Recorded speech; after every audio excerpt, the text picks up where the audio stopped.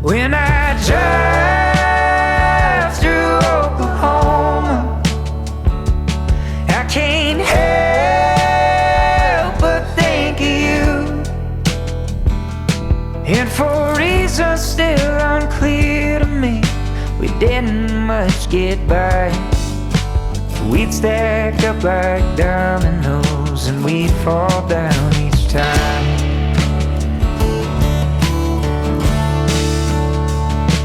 Well, cowboy. Hi guys.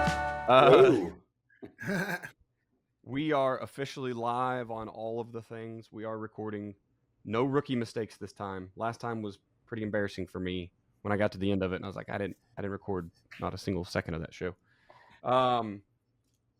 Daniel Chamberlain here with Chris Cole, joined today by the guy whom my life keeps revolving around somehow. We keep running into each other, don't we?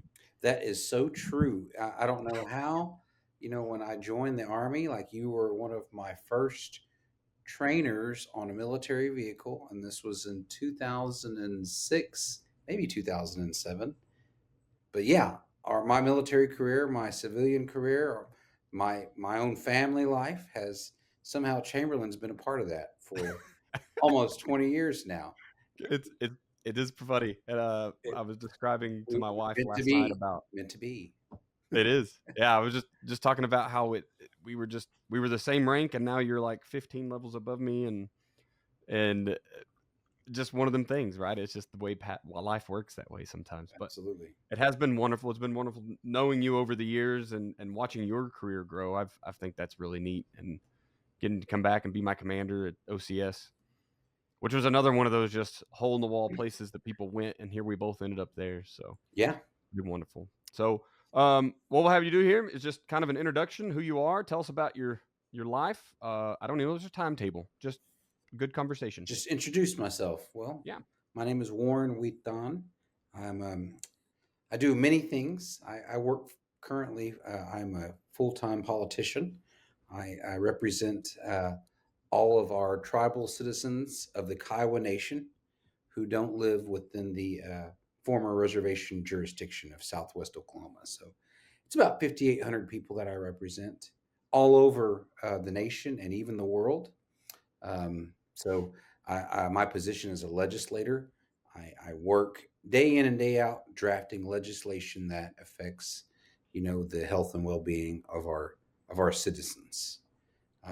I still am a member of the Oklahoma National Guard, 19 years, be coming up on 20 next year. But I'm a major, and I currently serve in a position of the logistics officer for the Camp Gruber Training Center in wonderful Braggs, Oklahoma. I do a little bit of this and a little bit of that. I am currently also an adjunct instructor at the University of Oklahoma, where I teach courses in Native American Studies, those being intro to Native American Studies, but also specifically on tribal governance and indigenous futurism. I also serve, on our many boards, like, for example, the Stevenson Health Center or Cancer Center, their board, some boards with OU. And then I'm a part-time actor too. My last role was I served in all three, or served. I acted in all three seasons of Reservation Dogs on Hulu and FX. And my character's name was Clinton, who was the Indian Health Clinic director. And so I was the show was a comedy. And if you haven't seen it, I encourage people to watch it. It talks about native life here in rural Oklahoma on a made-up reservation, but the actors are really telling their stories or experiences. The writers really wrote in a lot of their experiences on reservations in and out of the United States, and so they brought that all into a story that revolved around these teenagers who were kind of getting into this and that, as young kids do when you're growing up as a teenager. I remember growing up backroading, drinking beer with my friends, and these teenagers are, kind of doing that within their own community and getting into trouble a little bit too. So that's the story. And I'm just a small part of it, but it was a really wonderful role. And I just recently, I also was in Killers of the Flower Moon with Leonardo DiCaprio and Robert De Niro. We had a scene together when they were doing the kind of a city dance scene towards the probably the later half, maybe the last hour of that movie. I know it's a long movie, but I was actually one of the dancers, the native dancers that were dancing around Robert De Niro, Leonardo DiCaprio on the streets of Fairfax, I guess. So yeah, They're go ahead. those are big time names to be just on the same set as really. Well, it really didn't hit me till we got on set. My wife and I had to rehearse for a week before we got on set with and I thought we were just going to be kind of backgrounds, and some of the Robert De Niro, Leonardo DiCaprio came out, and then it kind of hit me. I was like, there they are, and they are actually behind my wife. She didn't know that they were on set yet, and so here I am. I'm kind of posted up, ready to start leading her through this dance that we had rehearsed for about a week. And they come up behind her, and then here comes Martin Scorsese, and he grabs both of them by the arms, and he's walking them through the scene, talking to them. And they make a complete circle around us, or a half circle, and then they get behind me, and my wife sees them walking behind me, and her eyes get real big, and then they walk right back around her, and he goes, "Okay, you guys." Martin Scorsese goes, "You guys got it. Let's go ahead and take it. Let's do a take and see how this goes." And so it was like that quick, and then it was like lights, camera, rolling, and then action, and the music started. This old time, kind of I think it was like livery stable blues was a song, and it started to. The music started. We were supposed to start dancing. And my wife's feet were like in concrete. She could not move, and I'm trying to move her with my arm and trying to make her turn, do something, and she had been starstruck and forgot all her moves, and so we were literally like, I'm starting to kind of get frustrated. I said, we have to dance. We can't just stand here. We got to do something. And she's like, don't tell me what to do. And I'm like, okay, we're not going to fight here on set.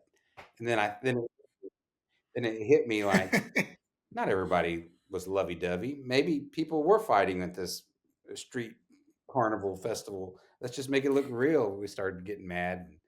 It was better the next take, but yeah, it was pretty wild because we were the only two natives that kind of knew how to dance, and so they were actually at one point they had the clackers, right there by her face, like trying to capture her as a native woman dancing and dressed up in 1920s clothing, looking the part on Killers of the Flower Moon. So that was So a big deal.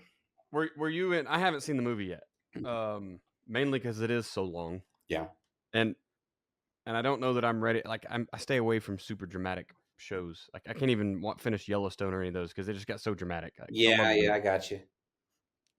Were y'all dressed up in like your traditional regalia, or was it you were No, in like? it was like 1920s. Actually, the costumes came from the movie of the Titanic. So Hmm, the costumes, I mean, you have these companies that have these huge, volumes of costumes, and so people rent them. They rent the whole right. set, and so they actually had costumes from the Titanic. The clothing was from that time frame, and so That's pretty cool. we had to wear old school clothing. So I look like a gangster. I had my hair all slicked back, and my wife had a really cute her hair kind of looked like oh gosh, off Chicago. Whatever that the blonde girl's name, and that's what her hair looked. So it took a lot of work. Chris, you ever had to wear 1920s Let's clothes? say I should know that one. Yeah. Who, me? Yeah, I was in the stage production of Chicago for like a week Oh, I see. in Cool. college. Yeah. But actually I had to bow out of that show because I had to Oh, have knee wow. surgery.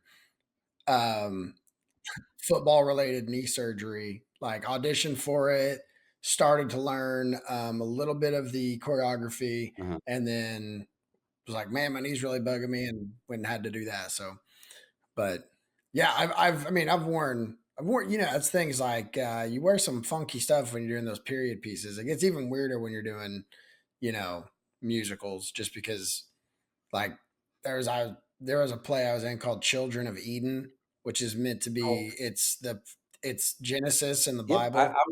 I did that Yeah, one in high and school, it's a really actually. good musical. I did a little bit of Broadway, and when Children of Yeah, Eden was, I think we did that our senior year. That was our big play. yeah. I got to be Cain Mm, in that one, and our director, the vision behind the setting of it was sort of not like on the nose post apocalyptic people gathering around to sort of retell through yeah, oral storytelling, reenacting sort of the tale of Genesis, Cain and Abel, and then Noah and the ark and everything. But so like the costumes for that were yeah. kind of wild, you know what I mean? But like, yeah, but yeah, those the costume part of acting is something I was always just like blah. Like I much rather prefer to just perform or keep it, simple. But of course, you're in a major Hollywood movie like Killers of Flower Moon. You've got to dress the part. So, but that's interesting. I didn't know that. Like I guess like that's one of those things you don't look at or think about is like, yeah, they could make all those costumes, but like, wouldn't it be easier to see a company that's made them? And but yeah, Titanic. That was what 1997, Something like that. And 6. so you have these huge companies, full Yeah, so they've sets, had those costumes. Yeah. Maybe they just follow Leo around and do all of his movies. It could have been, yeah. And he never got off the Titanic. He's in purgatory. Well, that He definitely got off the Titanic. well, the whole experience for me was just kind of it's interesting, uh, working on the sets of those two movies, but also like there's so much going on with film and media right now in Oklahoma with the Native community because with Reservation Dogs, with Killers of the Flower Moon coming and focusing on the Osage people and their story, um, it's just led a lot of people into the business. And so people are developing their own companies to do documentaries and tell short stories, make short films. My friend Hannah uh, did a film on how her grandparents met, a short film, but just telling their life of where they grew up and how they met at a traditional Osage feast and kind of fell in love with one another and then started a large family. Telling that story is pretty interesting. But then you have like Sterling Harjo was the director of Reservation Dogs.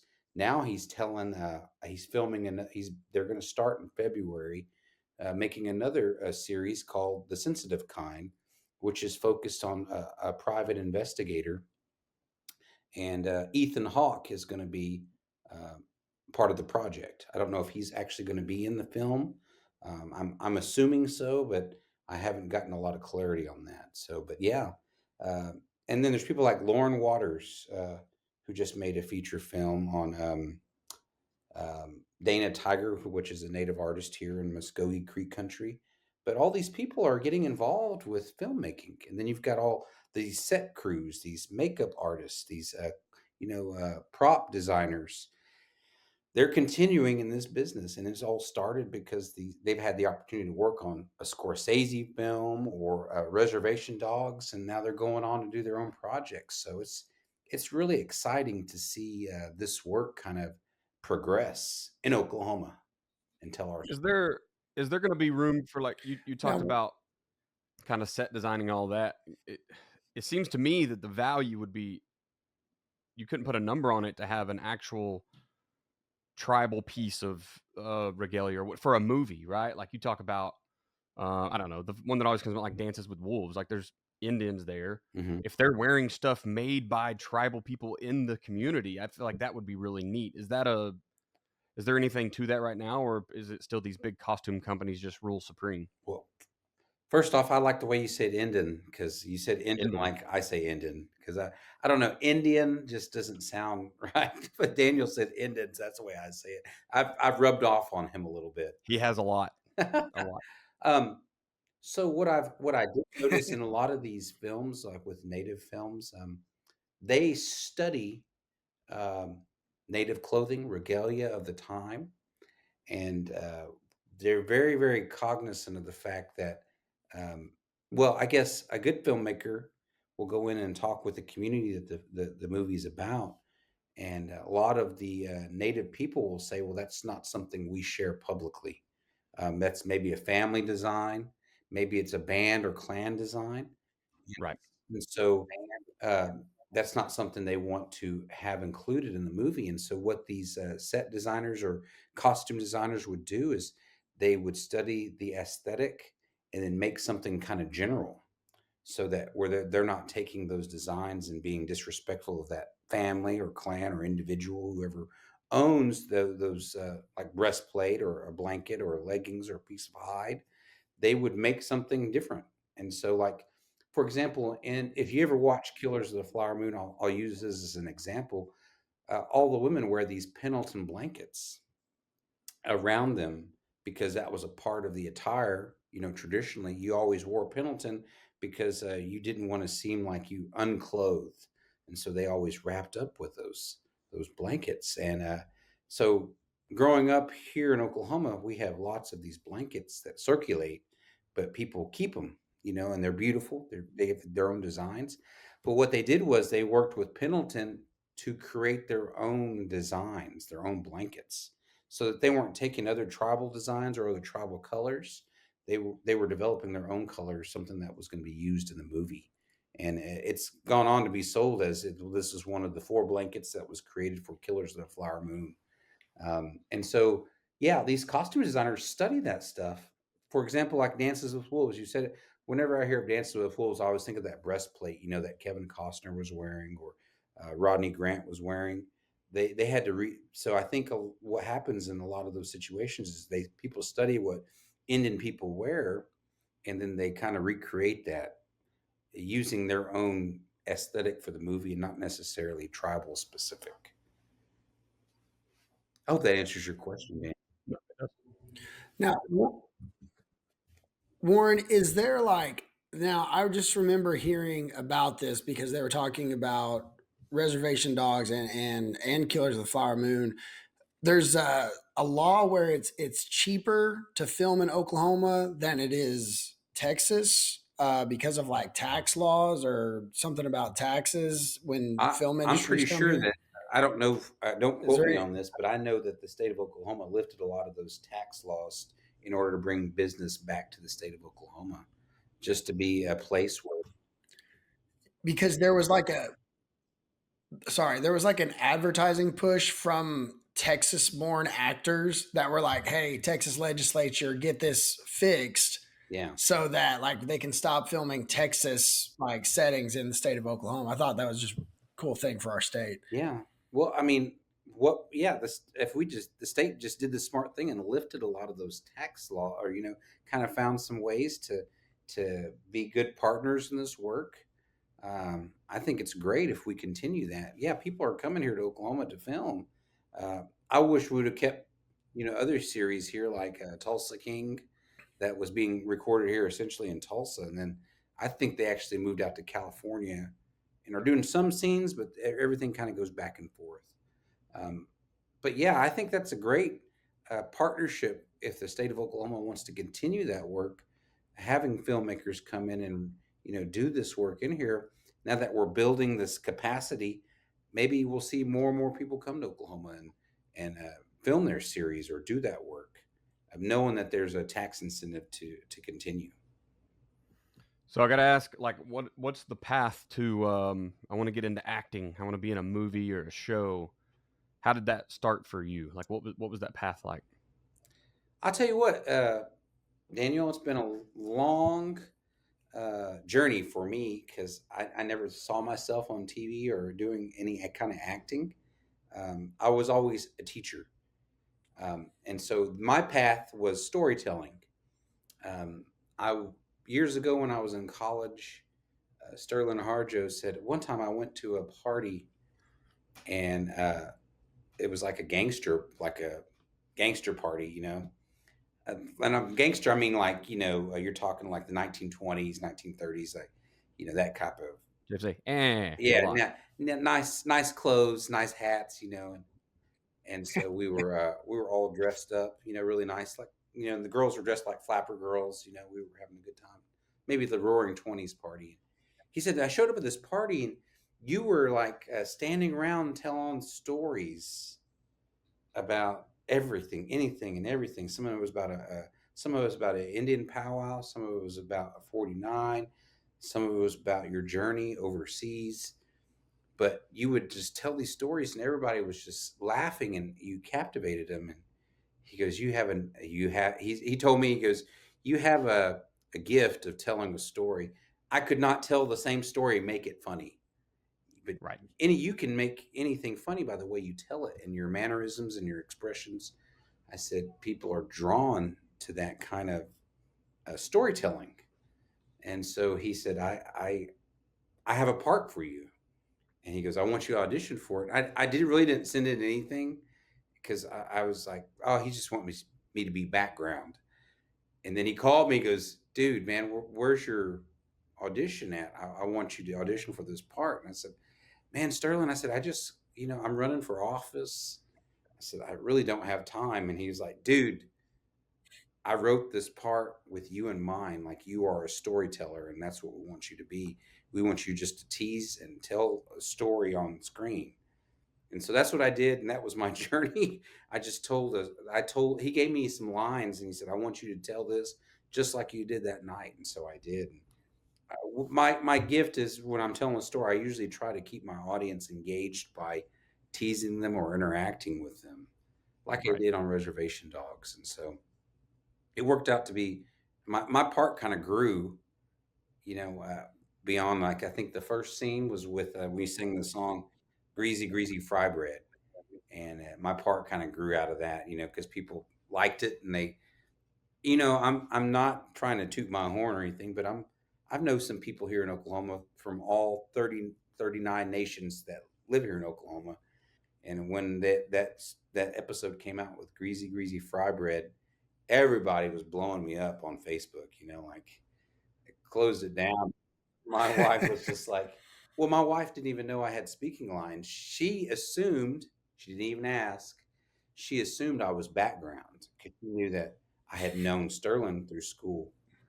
And so she didn't even ask. And when I started talking on screen, she lost it. She lost it. She went running out of the room, and she stopped. She goes, wait, hold on. She said, what the hell is going on? Like, you didn't tell me you had speaking lines and long speaking lines at that. And she's like, holy crap. Yeah. So it was really, really funny. And I think about that night. I was like, man, this is it. This is the journey. And I've had several other auditions for different things from that, just wanting me to tell a story. There was just recently, they wanted me to audition. I auditioned for a cartoon character called Red Thunder. That's about a powwow MC. I think it's supposed to be kind of a coyote character, and the powwow MC is teasing everyone in the crowd. I was talking with Sterling about the part, and he goes, "That's you, because Daniel's been to a powwow." And he kind of sees how I interact because I do know everybody. Because he's the king of the powwow. He was the main man. I just, over years and years of being in Oklahoma, being a part of my native culture and powwow culture, I just got to know all these people, and now everybody knows who I am. And then I'm on Reservation Dogs, and then they're always like, it was like watching my uncle, my uncle that's always teasing everybody in our family. Now he's on the big screen. It was pretty wild and crazy. When he says he knows people everywhere, we flew all the way to South Dakota. No, Montana. You're right. Sorry. South Dakota was a different military trip, but all the way to Montana for a military trip to go to Little Bighorn. And the heck, if we don't land and take a car ride, and we get to this place where we're on the Little Bighorn River, going to camp out that night. And there's a group of Indians, and they're like, "Hey, we know that guy," and it's just like, there's Warren off to know some more people. They were Crows. A Crow Indian, Yeah. and hilarious. Just the guy he's big time. Yeah. Thanks for not big timing me, sir. I appreciate that. never big time Chamberlain. Well, I think about that trip. I should have just took Chamberlain in that teepee with me. I would have loved it, but I would. I don't know about the old naked men or whatever. But. Yeah. That was. I mean, I could probably talk all about that. That was a crazy trip because that was so wild, and that was the first time I'd ever been there.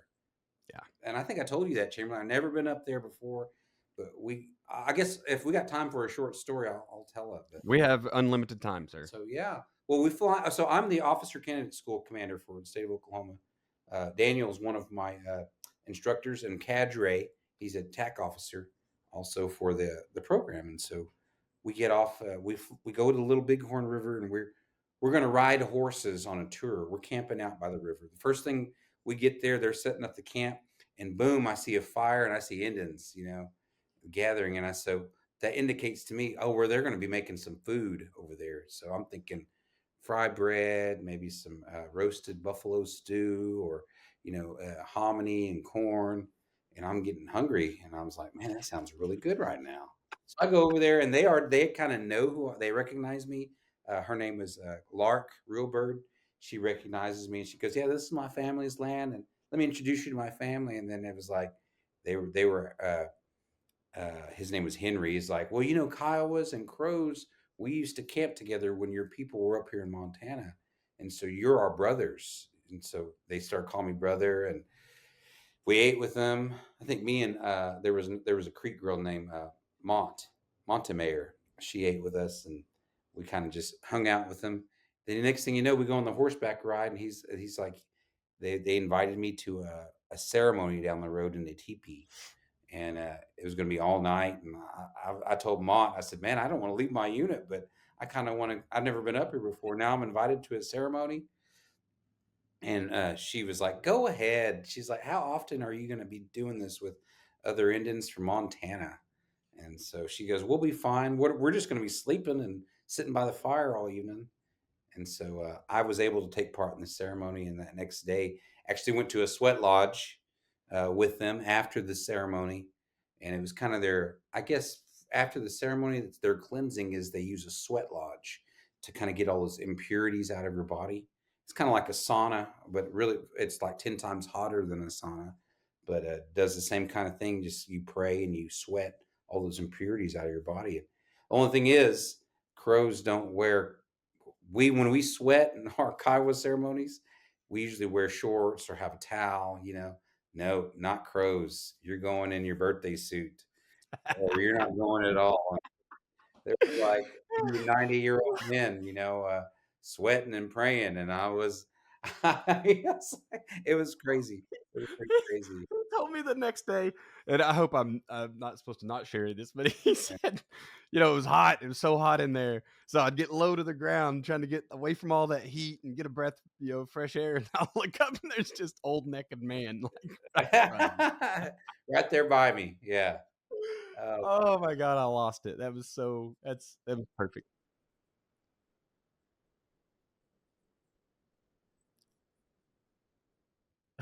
No. They invited me for this sweat lodge ceremony afterwards, and so I thought in my mind, well, I'm going to go back and get some shorts. So I was going to have I was going to call Montemayor, who was kind of she was our senior enlisted advisor for that trip. So I said, I'm going to call her and have her come pick me up, or I'll go get some shorts because I have some right over there. We're just like 2 miles away. Anyway, they said, oh, no, we don't do that. You're going to sweat like crows.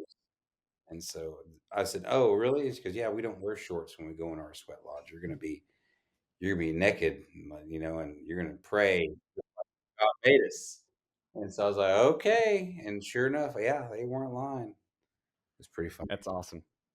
Well, I want to kind of talk. We talked the film piece earlier, and I want to talk military side. This show, I want to use it to highlight as many veterans as I can. I think that being a veteran is what they said. It's less than 1% of the people, right? Like actually serve, and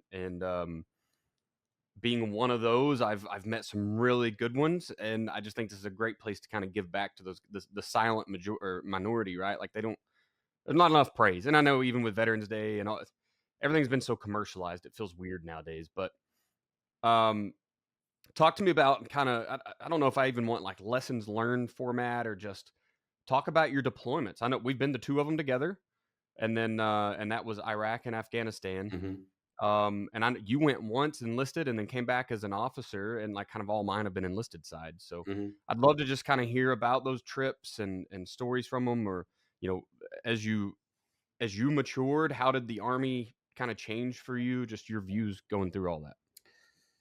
Well, I guess looking back on my deployments, the first one, 0708, I was an enlisted personnel. Went over and we did detainee operations, but I was selected because I already had a degree to go over to the headquarters at Camp Victory, Iraq. And it was like, I guess they selected me because I had skills with a computer and can do PowerPoint and, work on an Excel spreadsheet. That's the backbone of the Army. Yes, correct. PowerPoint. But I worked in the theater detainee reporting cell. So every day I did a roll up of all the prisons in country, and I was responsible for doing essentially an accountability report daily for this 2-star general at Camp Victory, Garland Wright. He was a rear admiral. I did that report for him every day for that whole deployment, but I didn't realize how much of coordination it took, because it took me having to call down to Camp Bucca, to call down to Rim 2, all these different locations. We had a juvenile prison in Ramadi. There was all these different locations, and I was an E4 coordinating all these numbers, and they needed to be correct. And it was about an 8-page report, but everything was in PowerPoint and Excel, and I had to roll these up. And if you got a number wrong or your math didn't make sense, it was almost like putting together a puzzle. Everybody looked at it before it went to the general, and you had all these colonels. I mean, like, that was my first time really understanding. These were like, there were 6 full bird colonels in this reporting cell, and I'm doing this report, and they all vet and they look at it, and if something was wrong, they would tell you about it before it went to the general. And then once it went to the general daily, when he's briefed on it, he signed off on it. And then that afternoon, that report that you had created went to General David Petraeus, General Kelly, because I've been on the phone with General Kelly before, because he would call Admiral Wright about, the West, releasing prisoners back into the West, and what that does to the battle space. It was kind of like, then I'm thinking, I'm an E4. I'm doing this paper every day. And one day, the Admiral Wright said, "Did you ever think about being an officer?" And I was like, I thought about it, but I'm new to the Guard, new to the Army. I've been in a year. I joined in 2006, and boom, here I am in Iraq. I'm just trying to figure this out. I joined the Army because I wanted to continue with school and go into graduate school. And then here I am. I'm in Iraq. And so he goes, I'm going to tell you right now. He called me Q. He goes, "You'd be a very good officer, because look at the level of work that you're doing as an E4. That's lieutenant captain. That's you're doing captain's work right now, because you're coordinating all these numbers to report to full bird colonels, and essentially like me as a 2-star admiral." And then my report, once I sign off on it, it goes over to General Petraeus at the All-Fall Palace. Do you realize how big that is? That people see your numbers? And I started to realize, yeah, I could be an officer. And then it hit me like that same week. They sent me, somebody sent me an email, and it said POTUS, POTUS, and I didn't know what that meant, but they wanted me to answer these questions on these. And then it realized, I remember his name, Staff Sergeant Claflin. He was like, "Holy crap, Q, do you realize who you're answering to. Like, you're going to answer this question. This goes back to the White House. And I was like, then it was like, holy crap, man. And my numbers, I said, we need to double check. Me and him went through the numbers like 10 times that night to make sure that was accurate. We were reporting accurately, because I think the number was about third country nationals in Iraq at the time. So that was like, I was like, yeah. Claflin says, dude, you need to be an officer. You need to go do that. So when I came back, I did it. I went through the course. I didn't actually go through. Daniel, do you know this, right? I didn't actually go through OCS. Like, when I came back, You were direct commission, weren't you? The very last one in I was one of the Oklahoma last before ones. We it come off shut the down. deployment, they direct commission, and they shut it down like right after I got through. I guess, I don't know. They're like, yeah, we might have made a mistake. Let's go ahead and reinstall going through a program of some kind. And then we went to Afghanistan. But 2012, me and Daniel did, and we did actually. I love that deployment because we got to do our jobs as transporters. Yes. And I guess as an 88 Mike, I started driving my truck, and we actually got to drive our vehicles and do escort missions throughout Regional Command North in Afghanistan and do our mission. We became the only transportation company in all of Regional Command North, and that went up through H Gate, Shurburgan, all the way to Kunduz. And Daniel, you were at H Gate, right, for some time? Yeah, I'd spent some time kind of all over the place. I started with the headquarters, and then ended up going up to H Gate for basically most of the tour. But I think that I love that deployment too, because it really solidified what it meant to be a part of a platoon and a family. Because we had 44 Joes that served under me, and that was what we all looked out for each other. You had your platoon, I had my platoon. We were in different platoons, but man, you really understood what it meant to be close by and living together, and just having each other's back. Because yeah, that first deployment, it was just kind of the team you worked with, right? I reported to the same 5 guys every day. It was 14-hour shifts. You were miserable. But it wasn't like the kind of miserable, they say embrace the suck. Like, it wasn't one of those where the camaraderie was built. It was just like, hey, we're all in the same shitty place. and this way too busy. Yeah. So it was a different type of misery. And then when we got to Afghanistan, and you're right. I mean, you got up with your platoon, and I think there we were on like one day, like a mission day, a day off, then a mission prep day. So you're on like a 3-day cycle, 3 different platoons. So everybody was going out every third day. Yeah. But you hardly ever seen the other guys. I mean, it truly was like your family. And you just, if somebody got sick or somebody, couldn't pull their weight, like, we as a group figured it out. There wasn't, it was neat. It was neat to see. Yeah. Afghanistan, I think, was probably my favorite deployment as well. I think it was just just being able to do our jobs like we had been wanting to do was something that, we had that opportunity, and it really taught me a lot. Really taught me a lot about doing my job and being a leader and trying to, sometimes you got to fight for your troops and say, hey, my troops need more rest. Like we've been going here. We've been really pushing the limits of what we can do. We need time to break off and reset our equipment, make sure that we're doing right, before we have an accident. For sure. And then, so that was what I really enjoyed about that. And then we went to Kuwait. I think you went to Kuwait, 2016? Yeah, I was the year before you. So we were 16, 17, and then there was a group between us, and then you went 18, 19. And we were, I think it was even the same equipment. Like we were fell in on the theater equipment. We were at Arif John, and then y'all were at Buring. Buring. Yeah. I didn't think y'all were at Ollie. Yeah, y'all were up at Camp Buring. Yeah, we went to Camp Buring, 2018, 2019.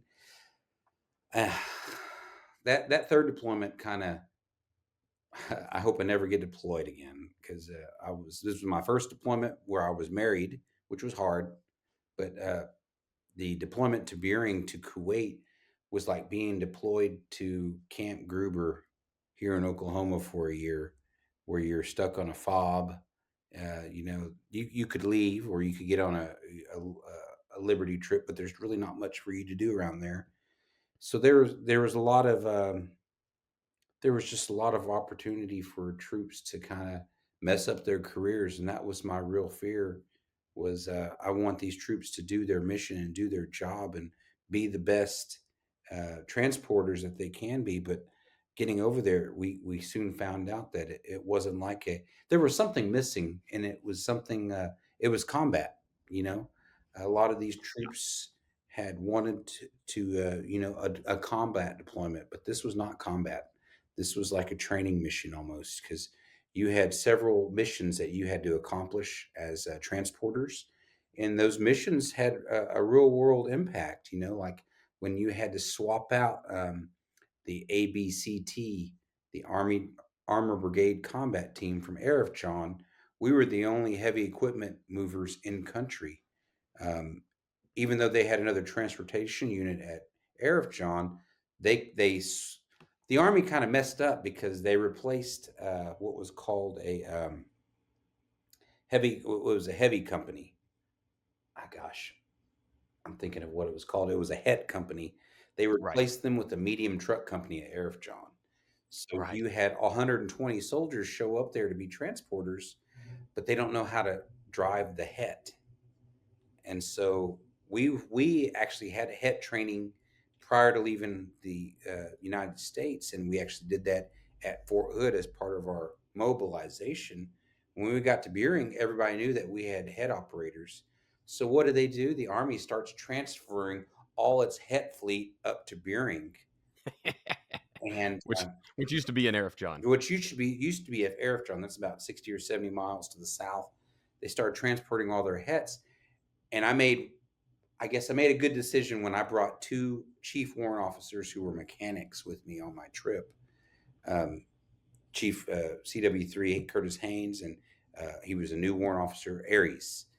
And man, these mechanics really made the company look good, because Yep. they were working on these Hets. These Hets, we'd never see vehicles that had like over 400,000 miles. In the military, you don't see a military vehicle that has over 400,000 miles road time. And so they were way above their expiration date, needed to be swapped out. And so Haynes and Aries made it happen, and they kept our fleet pristine and going, and even shipped back. I think there were 22 Hets that, while we were there in that year, they were put on a boat, shipped back to Red River in Texas. Depot. They had the depot in Texas, refurbished and brought back. And when they came back, there were some issues. I think the brake lines had been Was there the brake lines incident? the brake On lines their had been- backwards or something? They had been installed backwards at Red River. Well, these trucks are just, they're not driven. They're taken off a boat, put on a truck, and brought to the depot. Nobody had really driven them for any length of time. Well, Chief Haynes identified, well, these brake lines are being installed improperly, and so they're not giving you the full brake. That's why we had an accident the first time we went on the road. Nobody was hurt, but then it started to kind of, it was things like that in Kuwait. Man, it was a challenge, because you have all these active duty people who want to be in combat and are sent to Kuwait. But they make life really, really. It seems like they wanted to make life really, really stressful on our National Guard units and our reserve units. So, Chris, I know that a lot of this, military wise, is different, but kind of this scenario we're talking about really does fit even us high school football coaches, because you think about springtime when there is no competition, right? That was the thing, right? Q, is we didn't have a common enemy, and then it became ourselves, right? We started cannibalizing our own unit because there was not an enemy to focus on. It's kind of like football coaches in the spring. There's not an opponent. You're not planning for anyone. And so it's like you're doing what you can with what you got and just trying to go good on good or whatever. But I hope the Army doesn't get mad at us putting out all this on a podcast. But it really was like, that was the most miserable. I'm with you, Q. When I came home from Kuwait, I was like, I'm kind of done with the Army. Yeah. Honestly, I had reached a point of, look, we're not without our faults, right? When you start talking big picture Army, we have sexual assault, we have racism, we have sexism, we have all these issues because it's just a community within other communities, right? And so we have good people, bad people. Just all kinds of people make up the Army. But we had no issues like that I can remember in those first 2 deployments. Like those things were either much smaller because they were isolated, like one person, or we were just too busy to have time to get into those problems. But then when we got to Kuwait, and it was like, You had a lot of downtime. yeah, You that man, downtime. I've You didn't never work heard the out so word much. sexism thrown around so much in my life. Yeah. And it got to where like every leader, it was definitely the you either die a hero or live long enough to see yourself become the villain, because it didn't matter how good of a soldier, how good of a leader you were, someone was going to find a fault. And then with social media is on the rise then, and that's exactly what it turned into, social media kind of world where groups just banded together, and now the leader who maybe has a small flaw, now that his thing is a blown. It was just the weirdest of times, and I hope to never go back to that country ever. Well, yeah, we had a mission to do. We did it, as you and 1345 did when y'all went overseas. It was just one of those things. I think everybody has realized that Kuwait's not a really good deployment to go on when it comes down to it, because there's so much downtime, and people, so much idleness. People need to find Yeah. something constructive to do, and there's just not a whole lot there besides eat. It's good to know that there was no real difference between the enlisted version of that and the officer version of that deployment. Yeah. It was exactly the same. Yeah. Well, I know we wanted to talk a little bit about kind of the native life and do some awareness and just culture sharing. I obviously have seen kind of what it's like. I've gotten to be around you enough and shared. I am enthralled with the idea of, number one, I kind of talk about it sometimes, like our culture is nothing. Like we don't have culture. I don't know what my culture is. Mhm. We don't have like a thing that we all go do together, right? It's just, so I think it's wonderful that you have things like powwows or stomp dances or whatever each tribe Mhm. celebrates. My brothers are Chickasaw, That's right. I forget. and I don't know that they have a thing like that. I don't know if they have powwows or not, because they didn't grow up in that world, Mhm. unfortunately. So I just love to hear some about like your life growing up as an Indian, and how that's changed, obviously, with you getting into the government side versus just being an Indian. So how has that changed your perspective, and have you gotten a bigger picture of the overall, like the U.S.? Like, I mean, going up and meeting the Crow and them saying, "Hey, we used to actually be the same tribe, essentially, right?" Yeah. Until there was a Yeah. We split. used to yeah. There was a split. I think my growing up, I'm a little bit uh, unique in that my family was relocated from the reservation areas here in Oklahoma back in the 1950s. The federal government started, just like we talked about boarding schools. People actually having to live in a boarding school. There was a new policy when they realized that boarding schools was not working. They said we need to get these native families away from their reservations and placed into urban centers to help them to assimilate, meaning wanting to get them a job as a factory worker or in these major urban areas, and hopefully they'll assimilate, they'll get on their feet, and they'll be able to take care of their families. Right. So there was this major push, and my grandparents actually applied for relocation. They were denied by the federal government. But my grandfather's sister and her husband, I think, had gotten some assistance to move. And so they kind of talked about it, and they said, why don't we go together?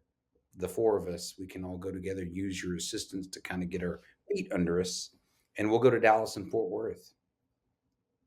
So they made that move, and that's where my grandparents would remain with my dad and his siblings. My mom would come into Dallas too for work, and that's where she would meet my dad. And so we are a product of relocation, even though our family didn't get assistance. we still were part of that movement. These native families moving into these major urban areas. So I grew up around a large extended family uh, through my grandparents. You know, my grandparents would always tell me, "Well, you know, you're three tribes, but you're enrolled in this one. So this is the way we're going to raise you. Kind of follow your Kiowa traditions. We're going to teach you some language, but mainly you need to know how to interact with tribal people." And so they taught me how to dance, how to sing, all these things as a young person, and even my language. I got to learn my language being around my grandfather and his siblings, and that's how I kind of learned. I call it an identity as a Native person.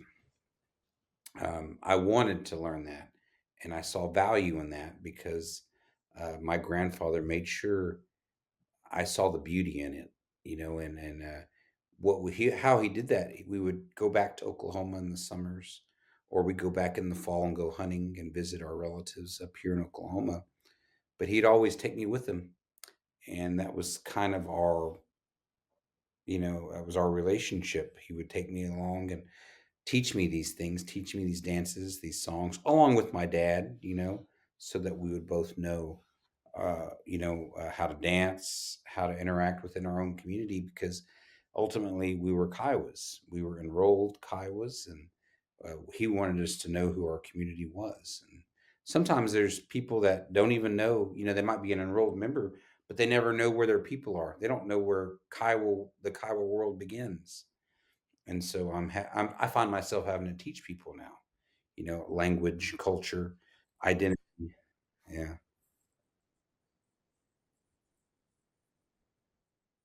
Yeah.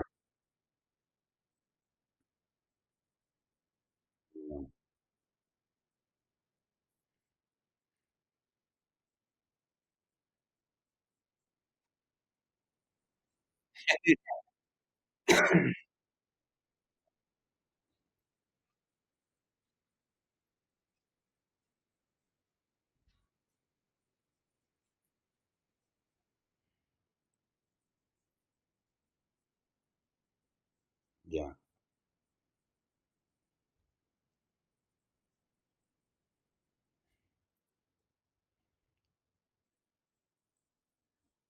Mhm.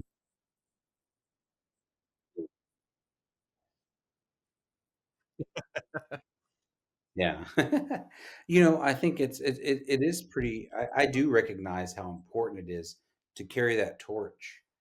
I do think it comes with some responsibility because even my wife, um, she said, my wife the other day, I'll tell you what happened. I lost my nephew last week, and I lost my grandfather's cousin this week. And so people were calling me to ask. They were asking, "Can you?" They were both asking, "Can you come and sing at our funerals?" Well, I'm in Tulsa now, and they are in Carnegie, Oklahoma. In the heart of Kiowa country, and that's about a 3.5 hour drive from where I am. And I said, I try to help out, but I can't go back week after week to go conduct our funeral rites for our people. I said, that's a large task. And my wife was like, yeah, you can't, you need to start training some people. Like your grandfather trained you, you need to find some people to kind of teach these things to now so they can start helping you, because it can't be you doing it all. And I said, I don't know where our people who knew all these things have gone.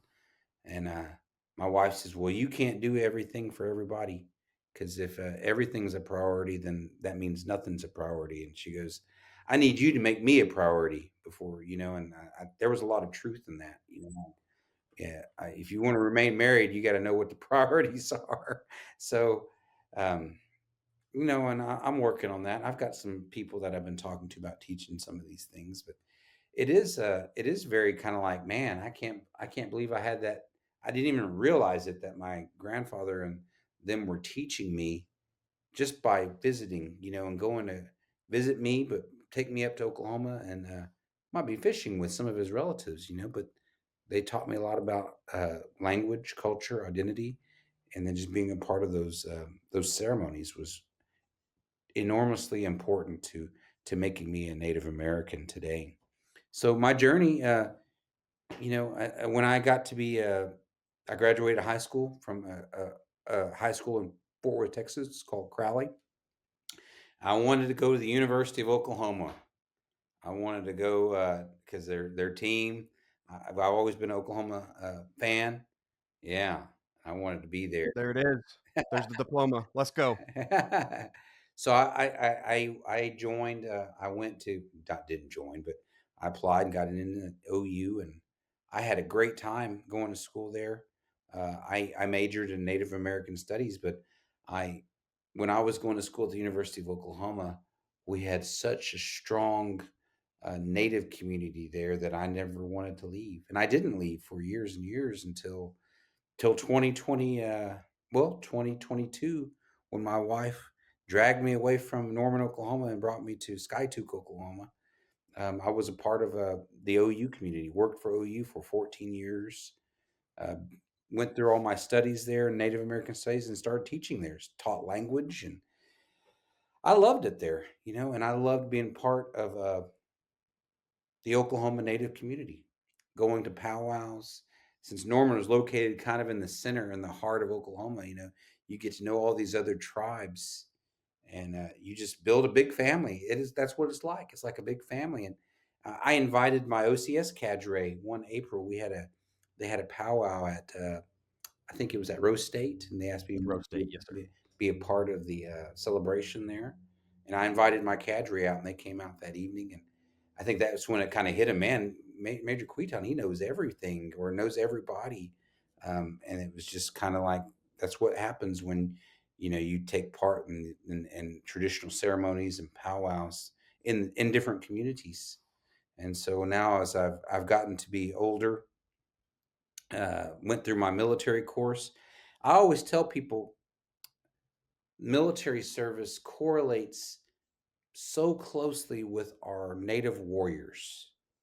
And people ask, well, why do Native Americans serve at such higher percentages per capita than any other race or ethnicity? And I tell them, I said, well, that's because it's in our blood.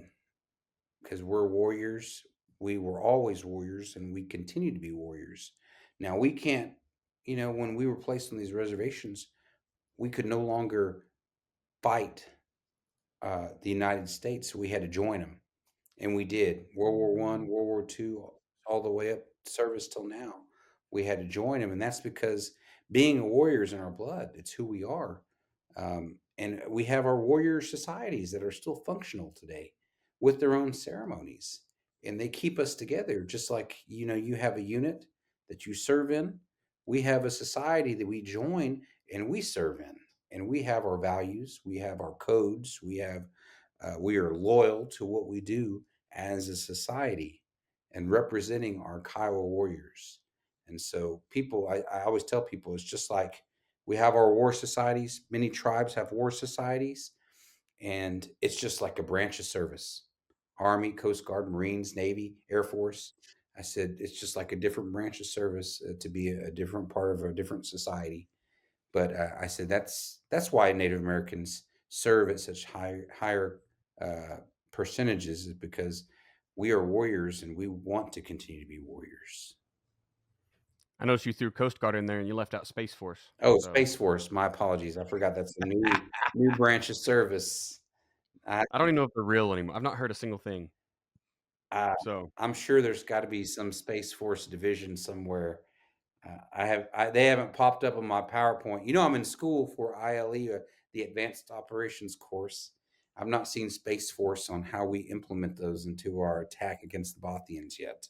I got to figure out how I drive space fuel to a satellite with my Hemet, my Hemet PLS or something. Yeah, it's often I'm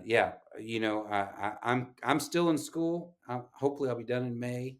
I can't wait. It's my last professional military education course, I hope. Until the next one. Until they need you in DC. This should get me promoted to colonel. If they promote me that high, I won't have to do anything. If they want to make me a general, they're going to have to force me to go to war college. I'll say that. Yeah. That's pretty funny. I'm not saying that's not an option, but my wife would. Anyone out there listening? Say that again. Could you say that again?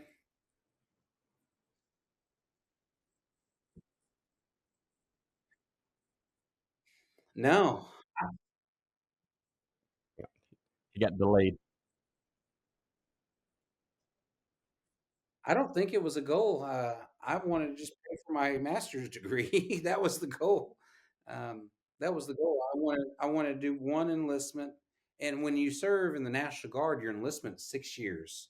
6 years you serve. You have to actively drill, and then you have 2 years individual ready reserve. So I was just going to finish out those 6 years and be done. And then it came around, and I think by that time I was in Afghanistan when I reenlisted, or I was actually an officer. I didn't reenlist, but I would have reenlisted in Afghanistan had it gone like it was. Hey, I got that tax-free reenlistment. Let's go. You did in Afghanistan. Barely. Yeah, in Barely. Afghanistan. Yeah, but when I came back from Iraq, they wanted me to be an officer. So you don't have when you're an officer, you don't have a reenlistment date.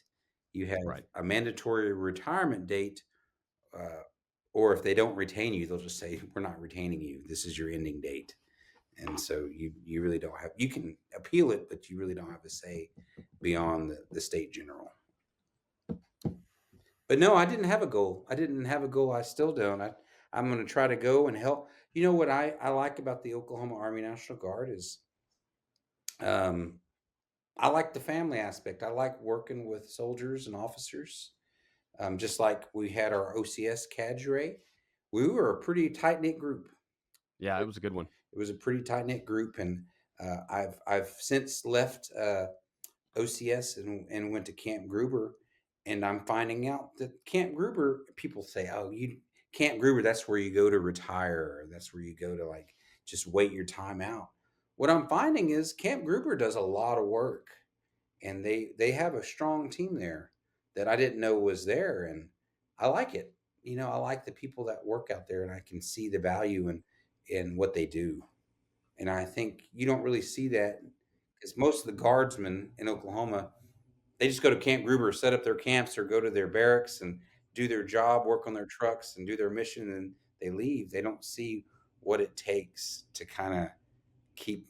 They need the barracks clean. They need the water to be running, the fuel to be there, and all that happens by Camp Gruber. And I think people don't really realize that those people work immensely hard to make our training environment go. So I guess in every unit I've been with, I've been fortunate enough. I've not seen a toxic environment. For me personally, I've worked with some toxic people, but nothing like there was not a. It didn't affect the entire unit. Leadership didn't let it infect the entire unit. So I think that's why I've remained. Had I had a toxic experience, it may have made me question, do I really want to remain with this organization? But so far it's been good. So I've maintained, and I'll maintain it, and I'll try to go as far as I can. That's kind of I remember thinking I would get out after the 8 years, and then when you get there, you're just like, you're only 12 years away. Well, first of all, they wave $10,000 or $20,000 in your face, and then they're like, "Do you sure you want to be done?" Yeah. And then once you cross 10, it's like, I'm already halfway there. Why would I stop now, right? Yeah, Let's go exactly. set up my family for success. So I will say there's a wall. I don't know if it's around 12 to 17 years. There's a wall you hit where you go, you know what? It's not worth it. Like, I'm tired of the drills. I'm tired of shaving my face. Especially if, like in my case, unfortunately, growth stopped with the rank, right? I've been an E6 for, this is 18 and a half years for me right now, and I got it in 6. So for 12 and a half years, I've been the same rank. So that kind of puts a sting in it too, but there's a wall you got to be prepared for. Yeah. Oh yeah. But I've loved the military. It's been great. It's been great to me. Yeah, and I love the people. I love working with the people, but I also enjoy the challenges that I've had to face, and I've always learned something about my own leadership abilities in every role that I've been in, and that's been super helpful to me as a leader of my tribe now. Yeah. Because that's just training you don't get anywhere. I was a budget analyst. I got to track prisoners, like all these different systems that the Army uses to do its business, ultimately has prepared me for the job that I'm doing now, and made me a better leader, but also technically proficient, to gather data, to publish reports, conduct, and draft legislation that makes sense based upon people's needs.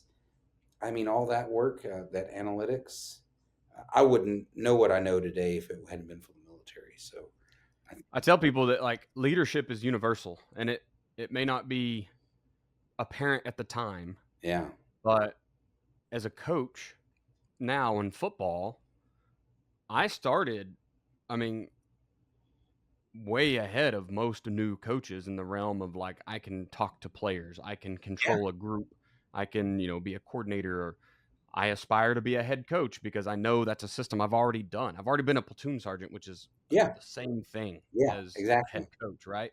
Yeah, I direct these 6 or 7 guys to control those 35 guys. Like, so it really, and it's a lot of the same lessons learned in leadership going through the military that I see in sports. But in other places, right? Like you go around the world and just look at all of the little organizations. And my wife and I have gotten on a board for a policy board, so we help kind of vote on things and finances and such for a local daycare institution. And it's like it's kind of the same thing, right? Robert's Rules of Order. So maybe we don't use that in the military, but it's the same stuff. You run a meeting, you get data, you share ideas, you vote on things. Like it's kind of leadership is universal, so you really can see it everywhere. yeah. Well, sweet, Warren, we just crossed over the hour, and I know I don't want to keep you too busy here on this Friday, especially getting in the holidays. But I'm sure you have plenty of stuff to do to get done. So we'll start closing it out.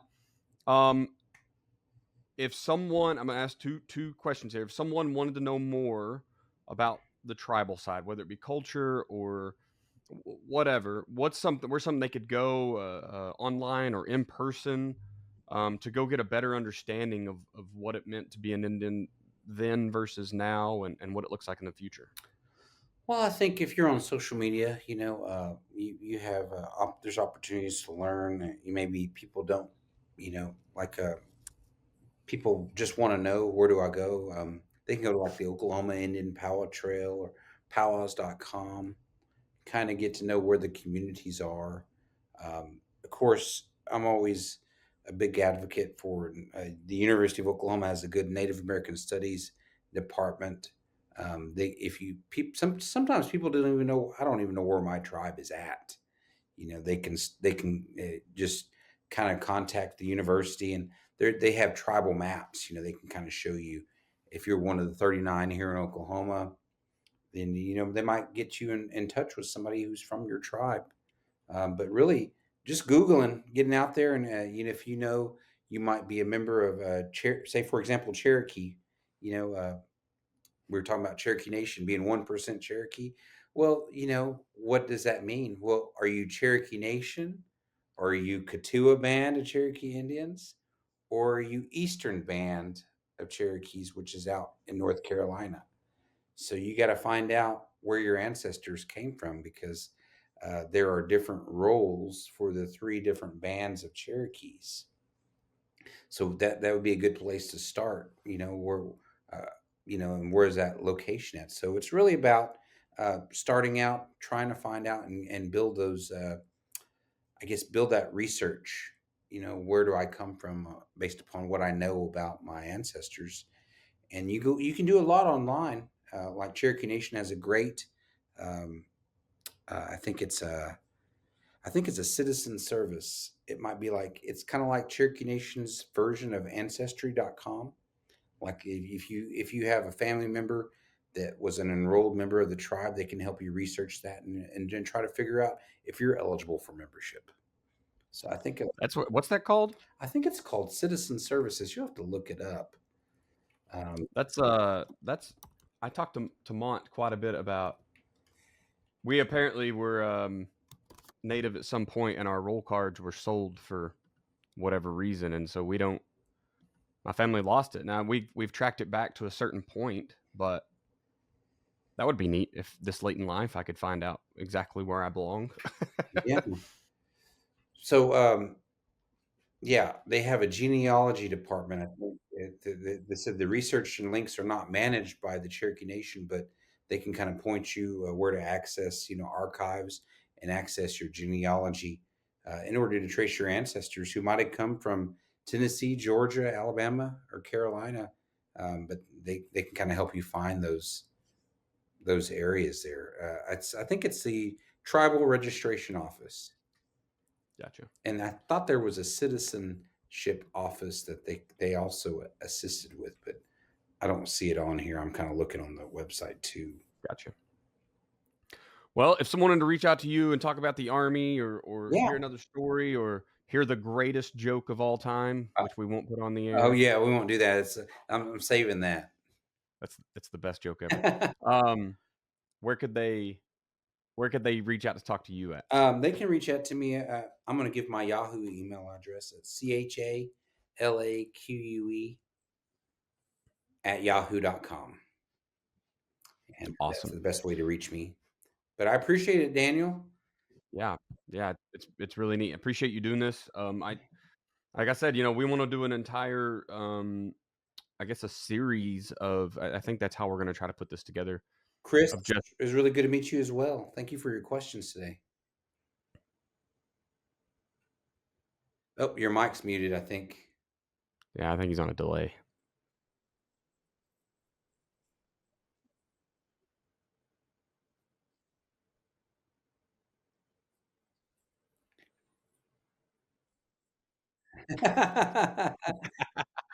That's okay. We'll figure all these things out. He was sign languaging to me, like he was. I saw you there. I saw you.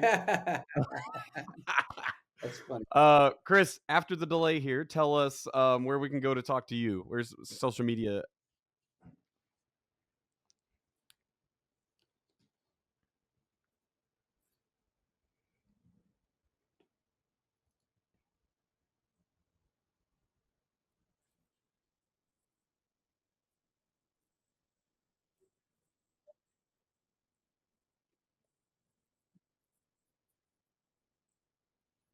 Perfect. That's at Coach S Cole 51 on Twitter next, Facebook Chris Cole.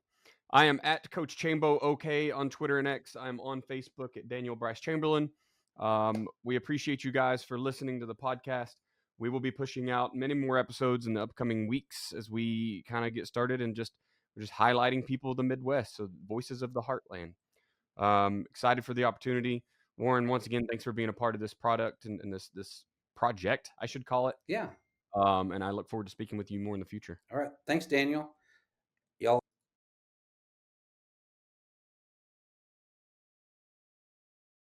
Well, cowboys